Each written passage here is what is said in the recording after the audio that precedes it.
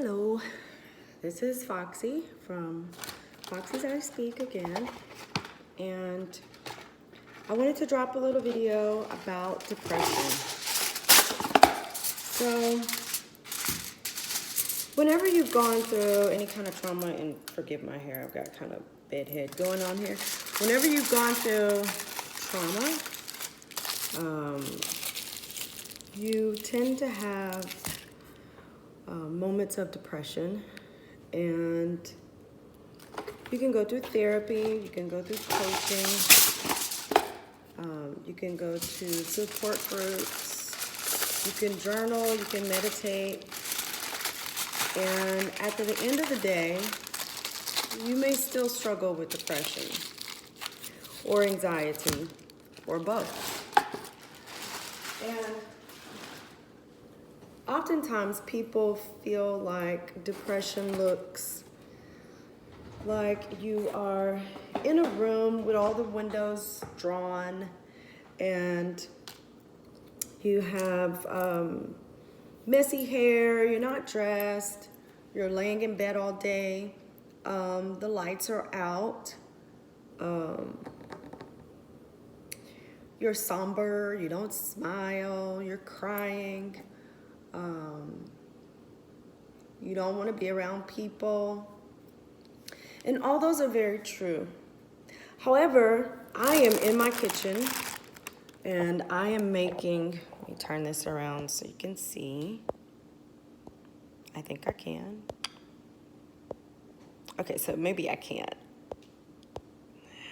But I'm making collard greens with sauteed bell peppers, and I'm making baked sweet potatoes, and I'm going to bake some salmon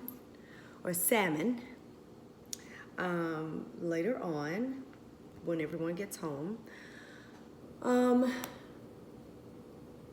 I did this moving around and doing things because I want you to know that depression's not always in the bed.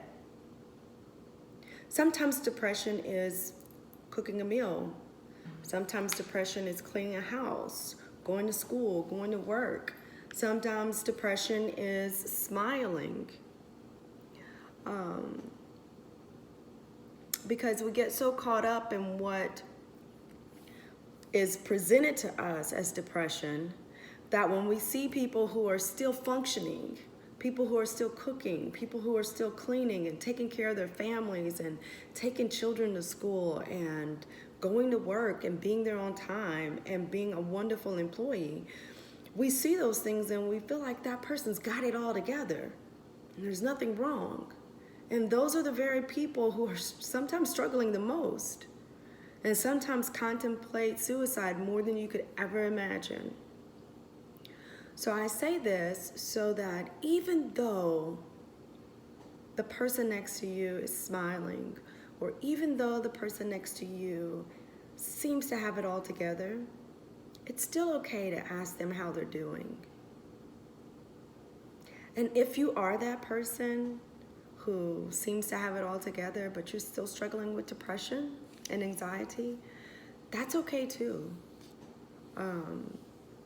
I would suggest that you get help. I would suggest that you find an accountability partner, someone who will push you or check you or check on you when you're not acting the same or when little things are different. I have a friend that when they'll text and say good morning, and I can say good morning on a text message, but they can tell if that was a good morning like I'm happy or a good morning like I'm depressed. So find you an accountability partner, someone, maybe someone very well who gets on your nerves all the time. That's kind of what they do. But just know that it's okay. It's okay to ask for help. It's okay to go to therapists, to go to support groups. And it's okay to feel those emotions. Be sure to feel those emotions, find out where the root is, find out what it is, what thought, what belief, What concern is causing you to feel depressed? What is going all around and around in your head to keep you feeling sad? Is it thoughts that you're inadequate? Is it thoughts that no one loves you or no one can love you? What are those thoughts that are causing you to feel depressed, that are feeding into that depression? And then purposefully change those thoughts. Purposely find something else to think about. If your thoughts are, I'm inadequate, make that thought, I am adequate. I am still learning. And it's okay to be in a learning phase. So I'm not going to hold you long because sometimes we get caught up on these long videos and you push that little button to stop. But I'll be back. I'll keep talking. I'll keep speaking because Foxy's I Speak. That's what it's all about. Bye.